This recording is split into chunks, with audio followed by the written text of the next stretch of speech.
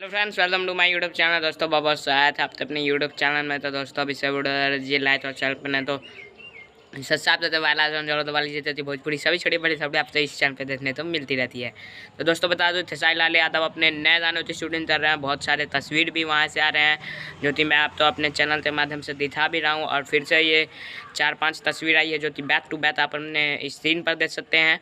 और ये शूटिंग हो रही है बहुत ही हाई लेवल बॉलीवुड सॉन्ग की। जी हाँ दोस्तों, लेवल बताने की जो कोई ज़रूरत ही नहीं है। ये लुक देख कर आप लोगों को पता ही चल जाएगा किस लेवल का शूटिंग हो रहा है। और खेसारी लाल यादव ने सोशल मीडिया पर ये फ़ोटो शेयर किया है और कैप्शन में उन्होंने लिखा है फ़ोटो के नीचे कि न्यू कुछ नया करने की कोशिश, नाम करो काम करो नाम करो और लव यू ऑल। अपने फैंस तो धन्यवाद भी दिया है और लिखा है बॉलीवुड सॉन्ग की शूटिंग चल रही है, न्यू लुक न्यू सॉन्ग। और काफ़ी कमाल का कैप्शन डाला है जो कि आप अपने सीन पर देख सकते हैं। कैसा लगा कमेंट में हमें ज़रूर बताइएगा। और ये गाना बहुत जल्द आएगा। बहुत चीज़ इस बार सस्पेंस में रखा जा रहा है, छुपाया जा रहा है।